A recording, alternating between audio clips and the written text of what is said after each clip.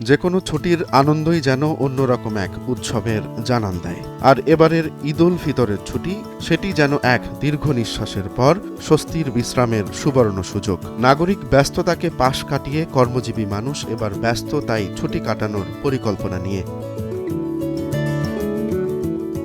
সরকারি ক্যালেন্ডারে ছুটির ছক কষা থাকলেও বাস্তবে এবার অফিস খোলা থাকবে মাত্র 2 দিন।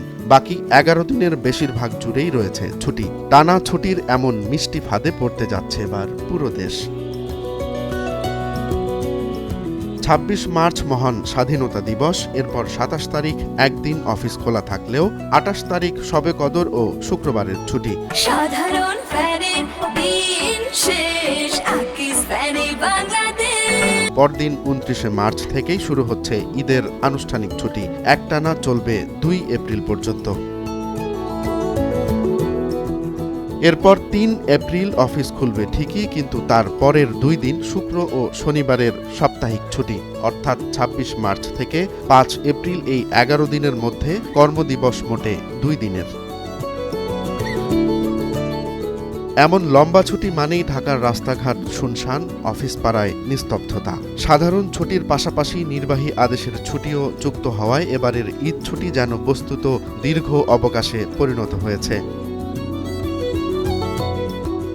তবে নিয়ম অনুযায়ী 2 দিনের মাঝের দিনগুলোতে নৈমিত্তিক ছুটি নেওয়া যাবে না, কিন্তু অর্জিত ছুটি নিলে পুরো সময় জুড়েই একটানা বিশ্রাম। ব্যাংক, বিমা, অফিস, আদালত, কলকারখানা সবকিছুতেই এর প্রভাব পড়বে। দীর্ঘ ছুটিতে কাজের গতি কমবে, লেনদেনেও আসতে পারে এক ধরনের স্থবিরতা। এই ছুটির হিসেব কষেই শহর ছেড়ে গ্রামে ফিরবে লাখো মানুষ।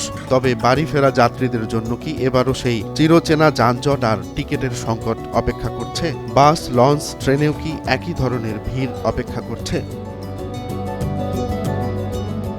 যারা ছুটির সুযোগে ভ্রমণে যাবেন তাদের জন্য এ যেন এক সোনালী সময়।